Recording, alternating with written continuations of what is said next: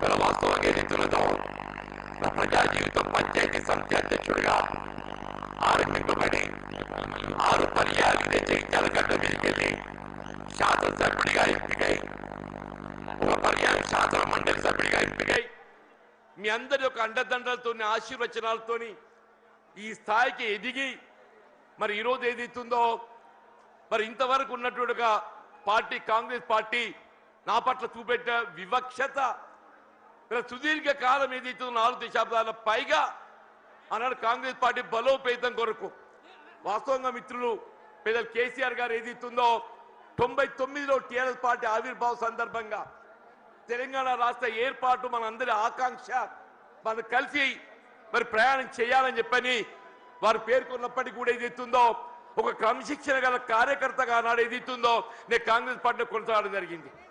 మరి ఏదైతే తెలంగాణ రాష్ట్ర ఏర్పాటు ఆకాంక్ష యావత్ తెలంగాణ ప్రజల యొక్క లక్ష్యం వల్ల మన యొక్క జన్మ హక్కుగా భావించి ఏదైతుందో పెద్దలు కేసీఆర్ గారు తెలంగాణ రాష్ట్ర ఏర్పాటు ఉద్యమ నాయకుడిగా అన్నాడు ఏదైతుందో వారు శాసనసభ్యుడిగా డిప్యూటీ స్పీకర్ ఏదైతుందో పదవికి రాజీనామా చేసి ప్రజాక్షేత్రంలో ఏదైతుందో యావత్ తెలంగాణ సమాజాన్ని జాగృతి చేసే విధంగా ఉద్యమించడంతో తెలంగాణ రాష్ట్ర ఏర్పాటు కల సహకారమైంది అని చెప్పక తప్పదని చెప్పంటున్నా.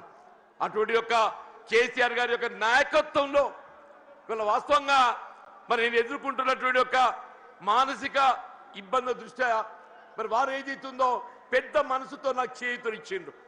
మరి పెద్ద మనసుతో నాకు చేయుతనిచ్చేదితుందో ఇలా ఒక ఉద్యమ రథసారథిగా బీఆర్ఎస్ పార్టీలో చేరి ఇలా తెలంగాణ రాష్ట్ర ఏర్పాటు వాస్తవం వారు దశాబ్ద కాలం 2 పర్యాలు ముఖ్యమంత్రి ఏదైతుందో తెలంగాణ రాష్ట్రాన్ని వీళ్ళ జాతీయ స్థాయిలో కాకుండా అంతర్జాతీయ స్థాయిలో దాన్ని నిలబెట్టడం జరిగింది. మరి అటువంటి ఒక రాష్ట్రం ఏదైతుందో ఆనాడు కాంగ్రెస్ పార్టీ ఇవాళ ఏదైతుందో ఒక ఇంకా మెరుగైన రీతిలో పాలన ఇవ్వడం జరుగుతుందని చెప్పినటువంటి భావన ఆశల పల్లకిలో ఊరిగింప చేయడంతో ఏదైతుందో మరి మొన్నటి 23 ఎన్నికల్లో కాంగ్రెస్ పార్టీ అధికారానికి వచ్చింది.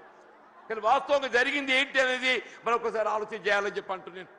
వారు ఆరంభించిన పథకాలకు ఇవాళ వాటికి ఏదైతుందో మెరుగైన రీతిలో దాన్ని అమలు చేయడం పక్కన పెట్టండి, అసలు కార్యక్రమాలు ఏదైతుందో అమలు మర్చిపోయే విధంగా ఇవాళ ఏదైతే రైతాంగం ఈ దేశానికి అన్నం పెట్టే రైతు వెన్నెం కాని చెప్పి అంటున్నాం. అటువంటి రైతుకి ఏదైతుందో ఒకప్పుడు శిస్తు చెల్లించేది ఉంటుండే, ఆ శిస్తు చెల్లింపు ఏదైతుందో ఆనాడు ఎన్టీ రామారావు గారు టీడీపీ ప్రభుత్వ హయాంలో దాన్ని రద్దు చేస్తే వీళ్ళ కేసీఆర్ గారు ఏదైతుందో వీళ్ళ దేశంలోనే కాదు అంతర్జాతీయ స్థాయిలో కూడా పెట్టుబడి సమకూర్చే ప్రతి ఎకరానికి ఏదైతుందో 5,000 రూపాయలు చొప్పున 15 రూపాయలు పెట్టుబడి అందింపజేసే విధంగా కార్యక్రమాలు అమలు చేయాలని జరిగింది. ఇవాళ కాంగ్రెస్ పార్టీ వస్తే 15,000 ఇస్తామని చెప్పానమే, ఇలా 15,000 కాదు కదా, అసలు 10,000 అమలు 3 పంటలు కోల్పోయినామని చెప్పి అంటున్నాం. ఇలా రబీ పంటకు వచ్చిందే మనం అందరం గమనిస్తున్నాం. ఇలా 1 ఎకరానికి ఇచ్చారే అంటున్నారు 6,000 రూపాయలు అని చెప్పని. ఇలా 2వ పంట కేసీఆర్ గారు ఇలా జగిత్యాల పట్టణాలకు వస్తుందని చెప్పని ఇలా ఏదైతే 2వ ఎకరా కూడా మేము ఇస్తామని చెప్పని మళ్ళీ ప్రకటన చేయడం జరిగిందని చెప్పి అంటున్నాం. మనం ఏ కార్యక్రమాన్ని తీసుకున్నా చెప్పంటున్నాను నేను, కళ్యాణ లక్ష్మి ఆడబిడ్డల పెళ్లికి తోడ్పడే విధంగా ఏదైతున్నదో వారు 50,000 నుండి ఆరంభింపజేసి 1,00,000 రూపాయలు ఆర్థిక సాయం అందింపజేయడం అని చెప్పి అంటున్నాం.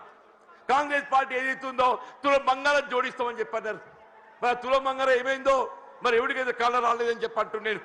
మీరు ఏ కార్యక్రమం తీసుకోండి చెప్పండి, రైతు బీమా పథకం అని చెప్పి అంటున్నాను. మీరు ప్రసూతి వైద్య సదుపాయం కొరకు ఏదైతుందో ఒక తల్లికి అండగా నిలవాలి, పాపకు అండగా నిలవాలని చెప్పని కేసీఆర్ కిట్ అమలు చేసి తలపెట్టడం చెప్పి అంటున్నాను. ఇలా బలహీన వర్గాలకు అండగా నిలిచే విధంగా అది ఏ వర్గమే కానివ్వండి మరి తోడు నిలిచే విధంగా కార్యక్రమాలు అమలు చేసి తలపెట్టడం జరిగిందని చెప్పి అంటున్నా. మరి అటువంటి ఒక నాయకుడు మరి బీఆర్ఎస్ పార్టీ అధ్యక్షుడు తెలంగాణ రాష్ట్ర ఏర్పాటు ఉద్యమ నేత ఆధ్వర్యంలో ఏదైతుందో ఇవాళ నేను ఏదైతుందో బీఆర్ఎస్ పార్టీలో చేరి వారి నాయకత్వం పనిచేసే అవకాశం నాకు కల్పించినందుకు ఏదైతుందో నేను వారికి హృదయపూర్వకంగా ధన్యవాదాలు చెప్తామని చెప్పంటున్నాను. మరి ఏదైతుందో వాస్తవంగా వీళ్ళ వేదిక చూస్తుంటే మా మిత్రుడు రమణ గారు గతంలో ఈ ప్రాంతాన్ని ప్రాతినిధ్యం వహించిన శాసనసభ్యుడిగా పార్లమెంట్ సభ్యుడిగా ఎంపికైండు, శాసన మండలి సభ్యుడిగా కొనసాగుతుండు. ఇలా వారితో కలిసి పనిచేసే ఒక ప్రయాణం చేసే అవకాశం నాకు లభించాలని చెప్పి అంటున్నాం. సోదరి దావ వసంత గారు వీళ్ళ జగిత్యాల జిల్లా మొట్టమొదటి జిల్లా ప్రజా పరిషత్ అధ్యక్షురాలిగా ఈ ప్రాంతానికి సేవలు అందించిందని చెప్పి అంటున్నా. మా మిత్రుడు గంగుల కమలాకర్ గారు గతంలో మంత్రివర్గా కరీంనగర్ శాసనసభ్యుడిగా సేవలు అందించిందని చెప్పంటున్నాం. మా సోదరుడు కౌశిక్ రెడ్డి గారు అని చెప్పంటున్నాను.